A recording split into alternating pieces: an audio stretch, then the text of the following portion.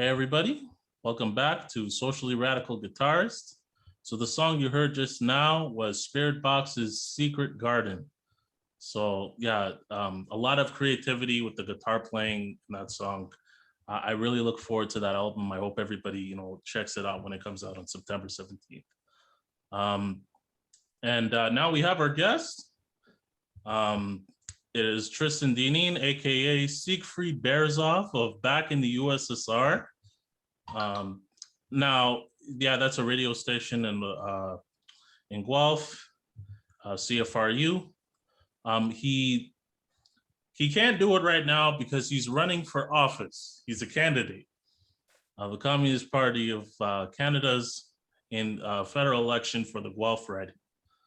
So, but he does have past episodes. I invite you to check it out because his political analysis is very good. So, welcome, Tristan. How's everything? It's good to be here, Christian. Should I say comrade? It's really good to be on. Like we've kind of been planning this for a while. So it's really good to be with you. And just there's a lot I guess we need to go through and a lot to talk about going on right now. Oh yes, definitely.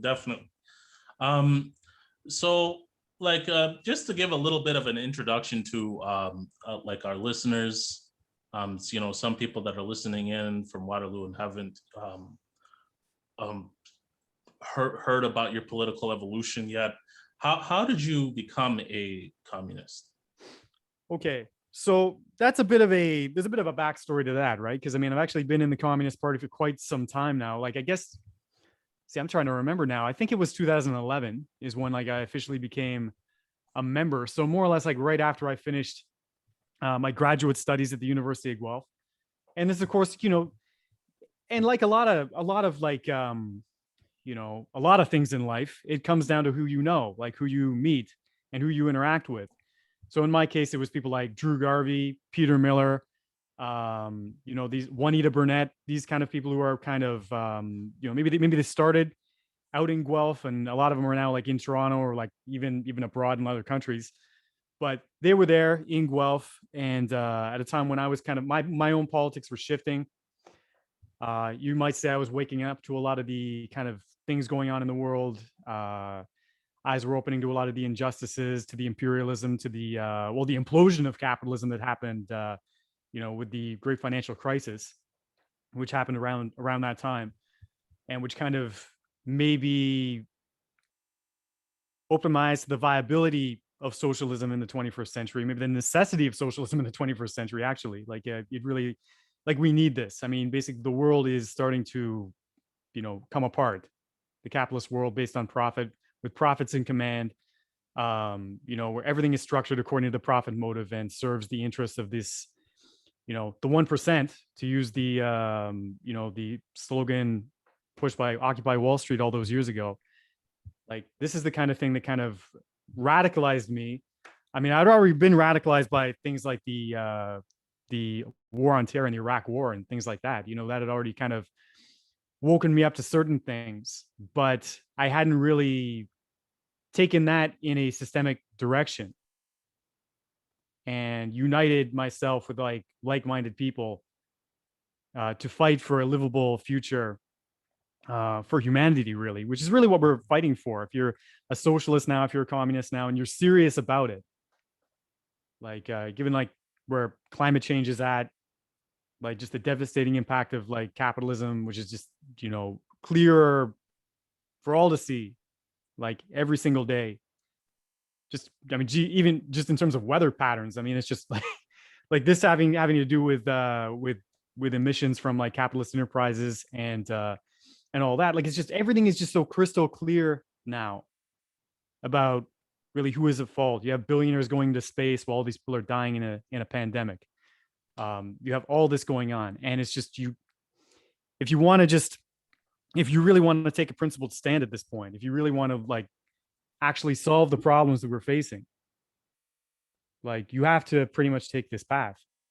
And I did come to that conclusion. I'm glad I came to that conclusion like about a decade ago, because there's a lot, just so much that needs to be done. Like, so the sooner you get involved, the better.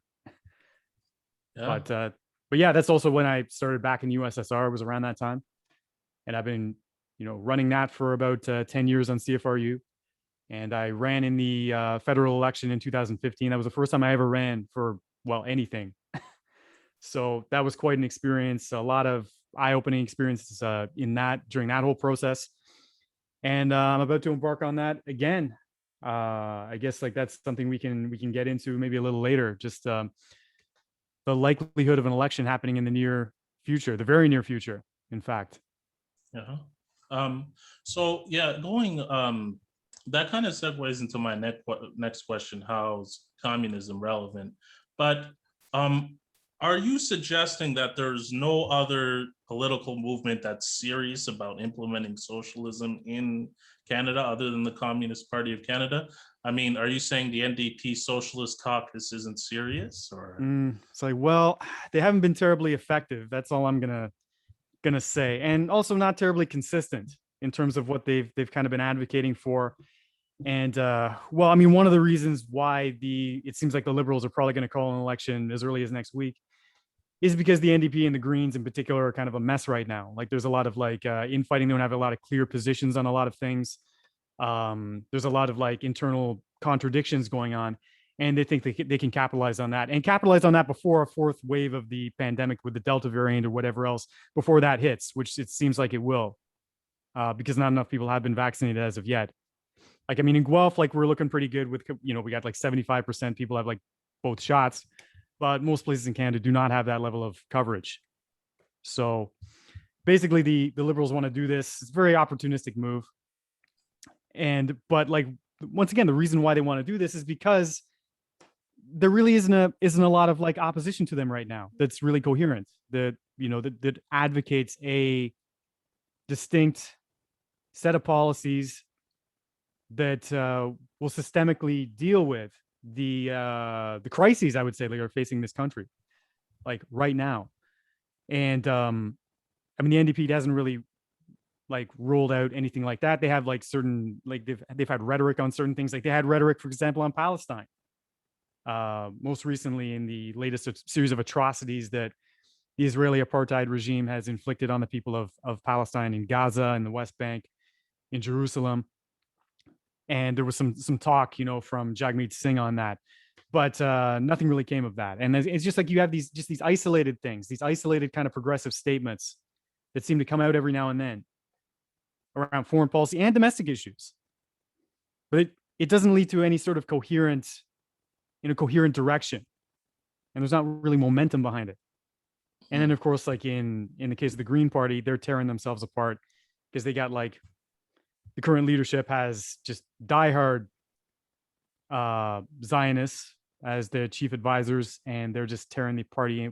Like the majority of the party supports Palestinian rights, and over this issue, they're basically tearing themselves apart. When it comes to infighting, and so the Liberals, as the premier capitalist party in this country, they're taking advantage of this situation and they're running with it, and they think they can score a majority out of the present situation. So, obviously this is what their spin doctors are telling them. This is like their advisors are telling them, like, do it now. Don't wait. Don't wait to get blamed for like any more of your failures when it comes to like, the pandemic and health policy. And, I could go on for a long time about that stuff, but let you get into like whatever you were going to say there. Yeah, so I mean, it is noticed that Liberals do seem a little bit more cohesive than the other parties. It feels like Justin Trudeau definitely runs a tight ship. That's one thing that you can credit him for politically, as compared to Eric O'Toole on the conservative side, who can't seem to rally his fundamentalist rightist base, and the NDPs that are kind of scattered between radical socialist anti-imperialist rhetoric and trying to rally their petty bourgeois base, and the Greens, of course, when you have an Emmy Paul who wants disavow a person who calls anyone that opposes Israel anti-Semitic. So there are a lot of issues with the opposition not being coherent. So is that one thing to suggest, that communist parties have a history of being coherent with a clear set of policies? And are the policies distinct? like what are the domestic policies of the party. I Mm. think last week we did we had we had another Communist Party candidate, Janice Robach, and she articulated a few policies. But for when it comes to Guelph, how will the domestic policies alleviate the conditions in Guelph and in Ontario? Yeah. So like I said before, I mean the Communist Party, I believe, like has probably one of the most coherent approaches to a lot of the issues that are affecting working class and oppressed people in this country, you know, like in a very direct sort of way. And one of the main issues I would say is that is really just on everybody's lips right now, of course, is housing. And because it is unaffordable. It is just plainly unaffordable. And in Guelph, as in just about every municipality, like within range of the GTA, is just everybody's getting priced out. You know, you have, you know, crazy prices in the GTA, people leaving to go to these more outlying kind of communities because more affordable. When they go there, they push the price up there, and developers push the price up, and all these and you know, you have condos being built, luxury apartments being built, you know, all this kind of high end real estate being built. And what are people who are what do renters do in an environment like that, where all the prices are being pushed up, like where the landlords are kind of like really stringing them along and just making them pay out of pocket for all this stuff, you know, all this stuff which they have no control over. You know, ordinary people have no control over this. They're just being, the market is crushing them basically. And this is what's going on. You know, you see the effects of this in Guelph. I mean, like, you know, you see the homeless population in Guelph rising. You know, the number of people who can't get access to a roof over their head is going up, you know, and you see that everywhere.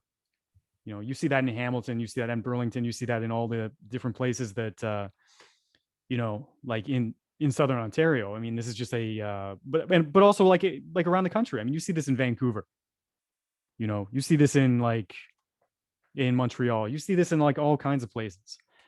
And so this is to have an actual response to that. And like, you know, we're going to actually concretely build like hundreds of thousands of public housing units that people can get into. As soon as they're built, they can move into, they can get in there, they can, like, you know, they don't have to really pay very much at all. You know, it's going to be affordable. It's going to give them everything they need, the kind of services they need as well. They're going to have access to the services they need. Because of course the housing policy in the Communist Party doesn't exist in isolation, right? It's not an isolated thing. Like building public housing doesn't really, you know, it's going to be a very limited kind of impact unless you have, like, say, an expansion of public health care. You know, expansion of healthcare coverage include like things like dental or eye care, things like this, you know, or like building new hospitals, you know, building clinics, you know, making sure you expand that coverage so everybody has access to this stuff. You know, and it's the same with education. You know, all these things that have been defunded by neoliberal governments going back like decades now. They've been cut back and cut back and cut back. And of course, the pandemic has just revealed like how bad it's gotten. I mean, in the 1990s, a lot of people don't know this. Like, Guelph actually had two hospitals. They had two emergency rooms,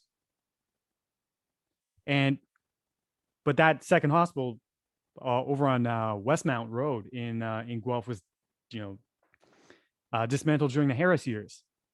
And just how useful would it be just having, you know, that kind of capacity during a pandemic? But of course, it's gone. And just like it's gone in a lot of places. And you see, this is the kind of like criminal negligence, and I would even call it social murder, to quote Friedrich Engels, a term he coined, you know, like in the 19th century. This is how capitalism kills people. You know, denying them access to these things and systemically doing so, like, you know, basically pricing them out of like housing or like, or pricing them out of, like, say, healthcare, denying them access to that, or like, you know, affordable education, you know, which condemns them to a certain strata in life where they're vulnerable to a lot of like specific social pressures because they don't have enough money, they don't have enough earning potential, earning power. all this sort of stuff. All these things go together. And the Communist Party has a actual strategy to deal with all of this, like dealing with all these problems, like all these things which we know are interconnected. They don't exist in isolation. So there has to be a coherent strategy to them. And that extends from everything from housing to climate change. Well, I mean, I'm sure that sounds excellent to our listeners and our viewers. Um, so that's a lot about the domestic policy, and I'm sure that if people want to learn more details, they can go to communistparty.ca. Concerning like some of the recent political developments, I know there's a general framework for how the Communist Party wants to handle the foreign policy. I think Janice last week she talked about that. But what what major political event sticks out at you, and how the liberals have handled it, and how in contrast the Communist Party would have handled it, and how would it have been better for international relations for Canada in the way that the Communist Party would have handled the issue versus how the liberals handled it in a recent development. Yeah. I mean, there's a lot of things I could name. I think I'm going to go back to the example of Palestine because, of course, that is recently, just you see the kind of egregious atrocities that were committed just this past spring in particular, but they're ongoing.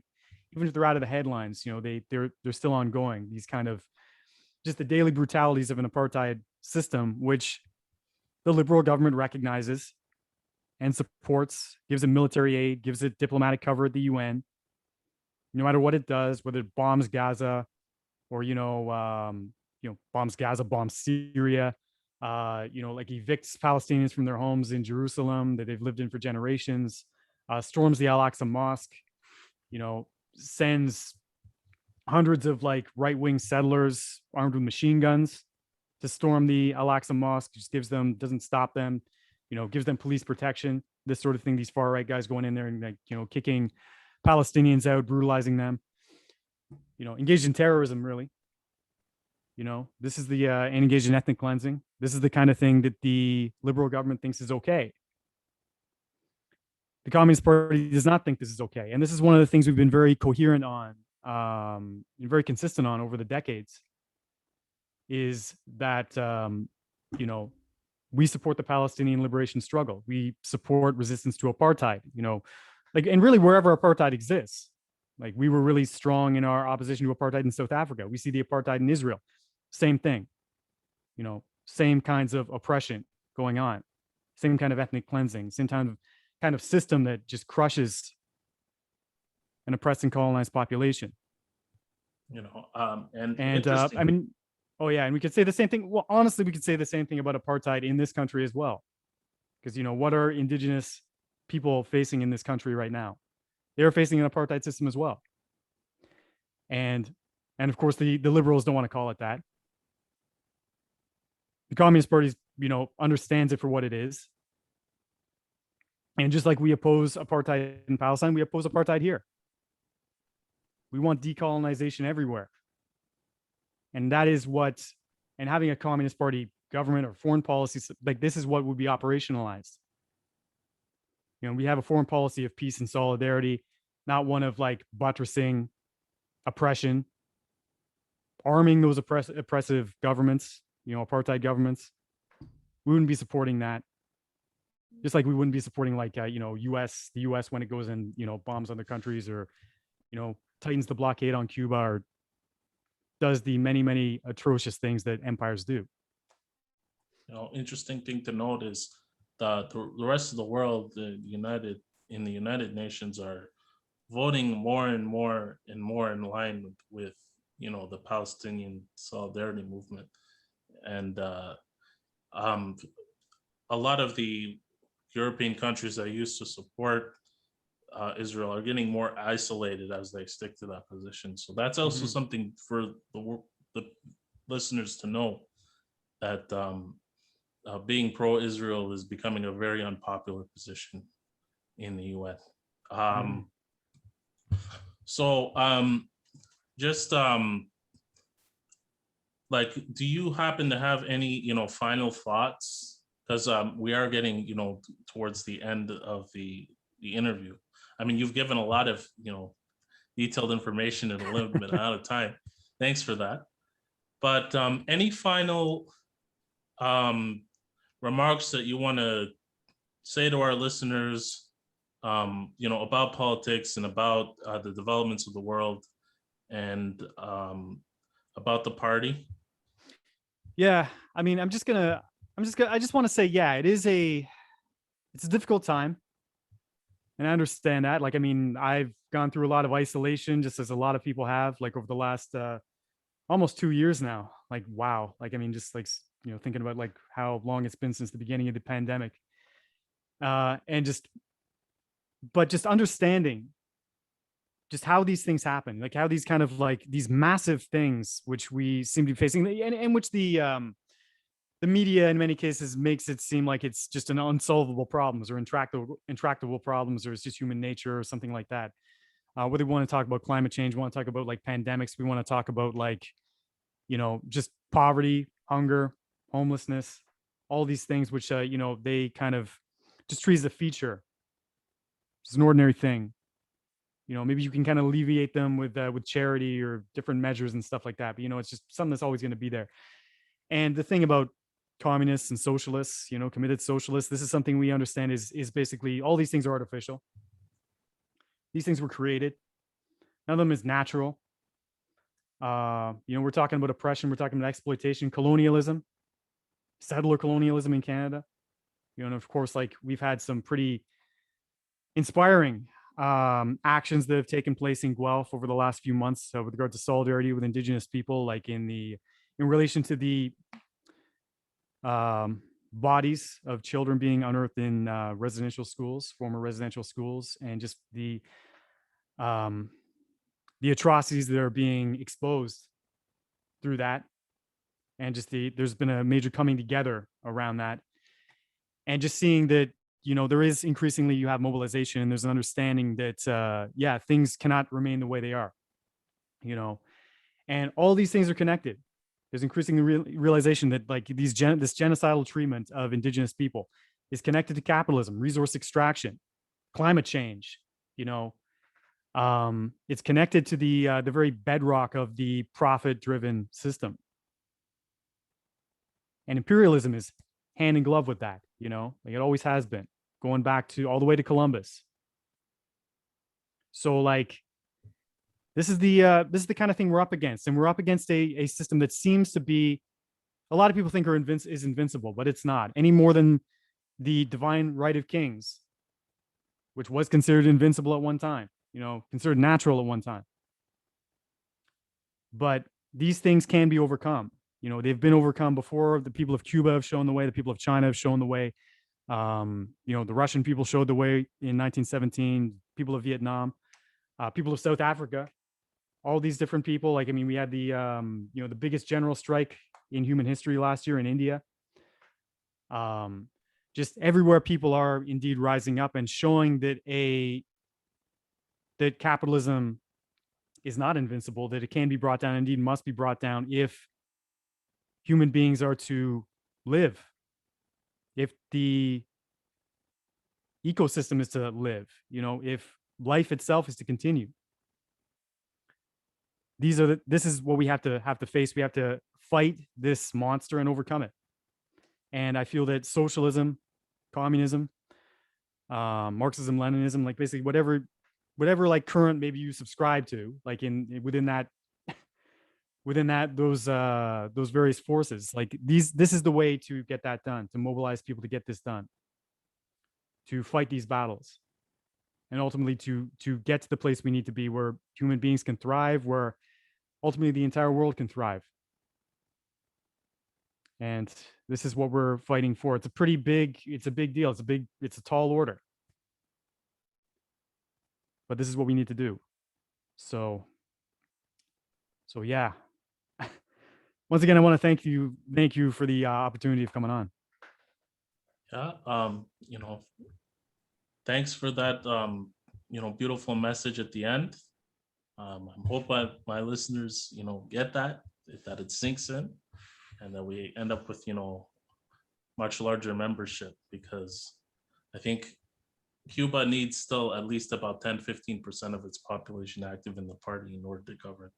And that's the kind of thing that's going to be needed for communists to be effective at governing a country. They need to have a large membership and large penetration within the communities. Mhm. So yeah, that's basically it for the show. We're going to have our outro, and we're going to have the song that Tristan picked. I always let the guest pick. So Yep. Tristan, what's the song that we're going out with? Well, the song we're going out with is a kind of a favorite of mine. I've been playing on back in the USSR for the last few years. Basically, every time an election's going on, I pretty much play this song, I find. And basically, this is by the band Killing Joke, and a song called Democracy.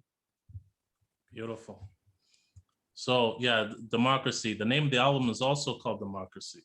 So check that album out. True. That's by Killing Joke. All right. Have a good one, everyone. Okay, And we'll see you solidarity, next- everyone. Yes. See you next week.